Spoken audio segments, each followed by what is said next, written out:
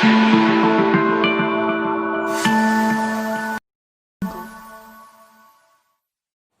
बच्चों, मैं आपकी रमा मैम और आपका स्वागत है मेरे यूट्यूब चैनल में रमा मैम क्लासेस। अब मैं आपके लिए लेकर आई हूँ ये क्लास 10th के चैप्टर 13 से कुछ क्वेश्चंस, प्रीवियस ईयर्स के कुछ क्वेश्चंस से, और इन क्वेश्चन से आपको आइडिया लग जाएगा कि एग्जाम में किस टाइप के क्वेश्चंस आते हैं। ठीक है, तो ये थोड़ा सा इंपॉर्टेंट वीडियो है, आप इसको थोड़ा ध्यान से देखिएगा। अगर आपको जरूरत होगी तो मैं इन क्वेश्चंस को आपको सॉल्व करके भी दे दूंगी, आप मुझे कमेंट सेक्शन बता दीजिएगा अगर आपको इनके सॉल्यूशंस की नीड होगी तो। हम फर्स्ट क्वेश्चन देख लेते हैं, आप इनको नोट डाउन भी कर सकते हैं। A cylinder and a cone are of same base, radius and a same height. Find the ratio of the volume of cylinder to that of the cone. Means आपको इसमें एक सिलेंडर दिया हुआ है, एक कोन दिया हुआ है, और दोनों का जो बेस है और जो रेडियस है दोनों का सेम है।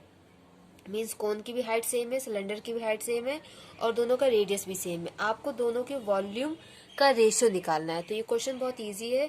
तो चलिए पहले हम एक काम करते हैं कि इस फर्स्ट क्वेश्चन को तो मैं आपको सॉल्व करके बता देती हूँ कि इसका सॉल्यूशन क्या होगा। Okay, so according to question में क्या दिया है कि सिलेंडर और रेडियस और कोन, सिलेंडर एंड कोन दोनों का रेडियस और हाइट सेम है। तो हम यहाँ पे मान के चलते हैं, late radius of cylinder and cone be r, okay, and height of cylinder and cone be h। ठीक है, हमने हाइट और रेडियस दोनों का r और h मान लिया क्योंकि क्वेश्चन में दिया हुआ है कि दोनों का जो रेडियस और हाइट है वो सेम है। ठीक है, अब हम निकालते हैं वॉल्यूम ऑफ सिलेंडर। तो वॉल्यूम ऑफ सिलेंडर क्या होगा? वॉल्यूम ऑफ सिलेंडर होता है pi r square h, and volume of cone 1/3 pi r square h. अब दोनों का हमें रेशियो निकालना है। तो देखिए रेशियो क्या होता है, volume of cylinder upon volume of cone. Okay, तो वॉल्यूम ऑफ सिलेंडर है पाई आर स्क्वायर एच और वॉल्यूम ऑफ कोन है 1/3 पाई आर स्क्वायर एच। तो पाई से पाई कैंसिल, आर स्क्वायर से आर स्क्वायर कैंसिल, एच से एच कैंसिल। जब यहाँ कुछ नहीं बचेगा बच्चों तो 1 बचेगा। ठीक है, 0 नहीं करना उसको, 1 होगा वो, 1/3। तो ये क्या हो जाएगा, 1 divided by 1/3, that is 1 multiply 3/1 is equal to 3:1। तो दोनों के वॉल्यूम का रेशियो क्या आ जाएगा, 3:1। तो ये बहुत ही इजी क्वेश्चन था अकॉर्डिंग टू मी। ओके, और ये क्वेश्चन आपका दिल्ली 2009 में आ चुका है। तो इस टाइप के क्वेश्चन अगर आपको कहीं दिखते हैं या मिलते हैं तो आप उस टाइप के क्वेश्चन को सॉल्व कर लीजिएगा क्योंकि उनके आने के चांसेस हैं। ओके, अब हम देखते हैं क्वेश्चन नंबर 2 क्या है। तो ये है क्वेश्चन नंबर 2 जो दिल्ली 2010 में आ चुका है। The slant height of A frustum of A cone is 4 centimetre and the perimeters that is circumference of its circular ends are 18 and 6 centimetre.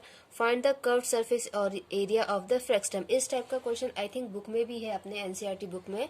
ठीक है, तो ये 2010 में आ चुका है। क्वेश्चन क्या है कि एक फ्रस्टम है जिसकी हाइट 4 सेंटीमीटर है, स्लैंट हाइट जिसकी 4 सेंटीमीटर है, और उसके दोनों जो सर्कुलर एंड्स है उनका जो पैरीमीटर है वो है 18 एंड 6 सेंटीमीटर। आपको curved surface area of the frustum निकालना है। Okay, so according to the question, the slant height of the frustum of the cone is 4 centimeter. Okay, slant height होता है L, and perimeter of circular ends are 18 centimeter and 6 centimeter. तो देखिए first हमारा हो जाएगा 2 पाई r1 is equal to 6. Okay, so r1 is equal to, ये cancel हो जाएगा 3 अपॉन पाई, r1 क्या हो गया 3 upon pi. Okay, and 2 pi r2 is equal to 18, तो ये कैंसिल हो जाएगा। So R2 is equal to 9 upon pi. Okay. एक बात और बहुत इम्पोर्टेंट इस क्वेश्चन की वो ये कि ये क्वेश्चन एक्सरसाइज 13.4 का क्वेश्चन नंबर 2 है और ये दिल्ली 2010 में आ चुका है। ठीक है, तो आपको यहाँ से ये समझना चाहिए कि एनसीईआरटी के क्वेश्चन आते हैं। एक्चुअली क्वेश्चन सारे एनसीईआरटी से ही आते हैं, सिर्फ वैल्यूज में थोड़ा बहुत चेंज होता है और इस क्वेश्चन में वैल्यूज में भी कोई चेंज नहीं है। ठीक है, तो R1 और R2 की हमने वैल्यू निकाल ली। अब CSA ऑफ फ्रस्टम क्या हो जाएगा? वैसे तो ये क्वेश्चन मैं सॉल्व कर चुकी हूँ क्योंकि ये एक्सरसाइज का क्वेश्चन है तो मैंने सॉल्व किया है। तो CSA होता है R1 प्लस R2 पाई L R1 प्लस R2। तो ये हो जाएगा 22/7 इंटू 4 इंटू R1 की वैल्यू थी 3/पाई एंड R2 की वैल्यू थी 9/पाई। ओके, तो ये हम यहाँ पे क्या लिखेंगे? 22/7 की जगह लिखेंगे पाई, पाई इंटू 4 इंटू 3 प्लस 9 12, और ये पाई हमने बाहर ले लिया। ठीक है, तो ये पाई से पाई कैंसिल, तो ये आपका आंसर आ जाएगा 48 सेंटीमीटर स्क्वायर। ओके, ठीक है, पाई से पाई कैंसिल हो जाएगा तो 4 12 जो 48, तो 48 सेंटीमीटर स्क्वायर। तो ये आपका क्वेश्चन नंबर 2 है जो आपके प्रीवियस ईयर्स में आ चुके हैं। Okay, now this is question number 3 और ये आपका 2011 में आ चुका है। ये क्वेश्चन दिल्ली 2011 में आ चुका है।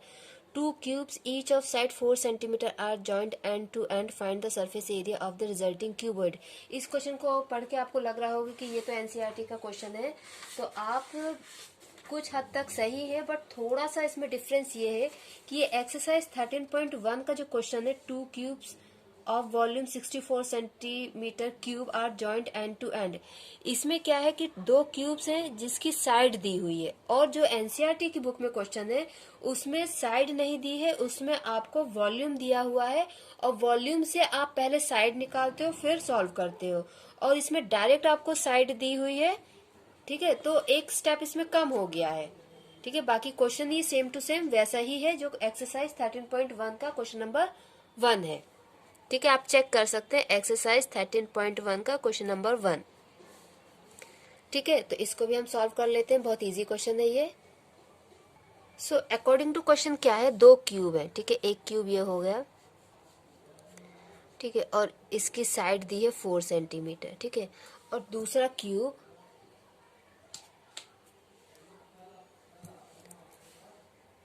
क्यूब आपका ये हो गया। ठीक है, और ये दोनों एंड टू एंड कनेक्टेड है, तो ये 4 सेंटीमीटर और ये 4 सेंटीमीटर, तो ये टोटल हो गया 8 सेंटीमीटर। ठीक है, लेकिन ये तो 4 ही रहेगा और ये भी 4 रहेगा। ठीक है, तो अकॉर्डिंग टू क्वेश्चन क्या हो जाएगा, length of resulting cuboid L equal to हो जाएगा 4 + 4 इज इक्वल टू 8 सेंटीमीटर, लेकिन ब्रेड्थ और हाइट सेम रहेगी। Breadth is equal to 4 centimetre and height h is equal to 4 centimetre. So surface area क्या हो जाएगा,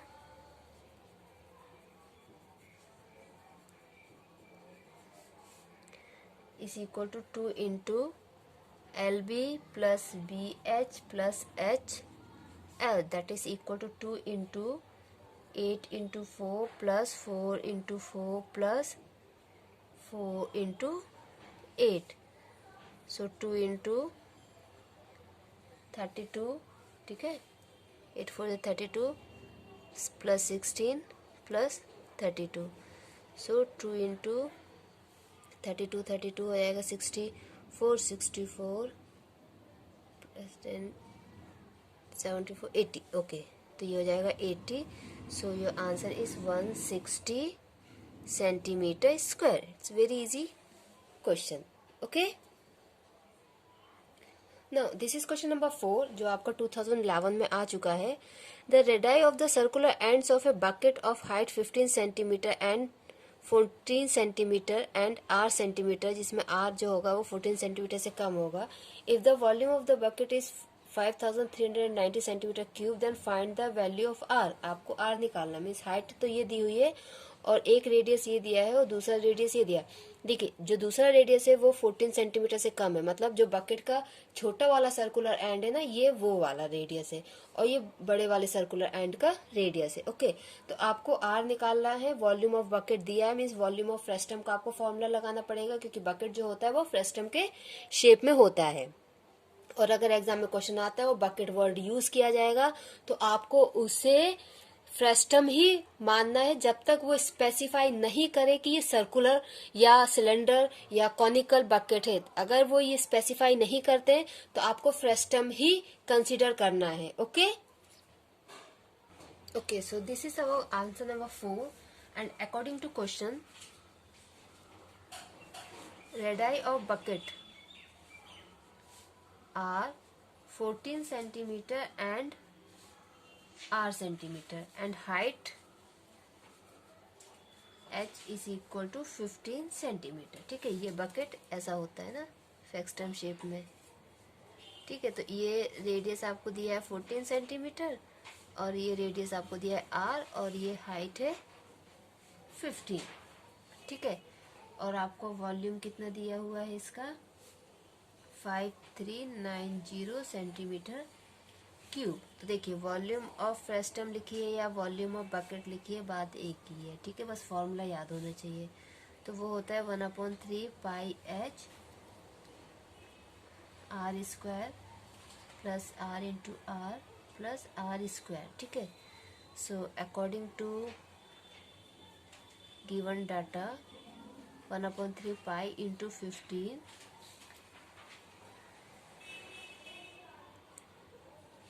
14 square plus r into 14 plus r square. Okay, so 1/3 pi into 15 का square हो जाएगा 196 plus 14r plus r square, और ये किसके बराबर होगा 5390 के बराबर। ठीक है, ये हो जाएगा कैंसिल, तो ये आ जाएगा 5390 अपॉन 5 इज इक्वल टू पाई।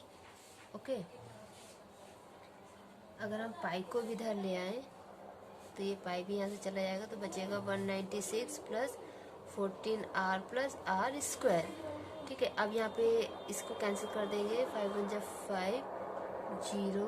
ठीक है, और ये कितना हो जाएगा, ये 3 है ना, तो 39, सो 39 तो नहीं लेंगे हम, 35 लेंगे, तो 5 7 जा 35 बचा 4, 5 8 जा 40, तो ये हो जाएगा 1078 divide by pi is equal to 196 plus 14r plus r square. Okay, so 1078 divide by 22/7 is equal to 196 plus 14r plus r square. 1078 multiply 7/22 is equal to 196 plus 14r plus r square. Okay, now 5 3 9, ये 11 time, इसके बाद ये 11 से जाएगा 44 I think.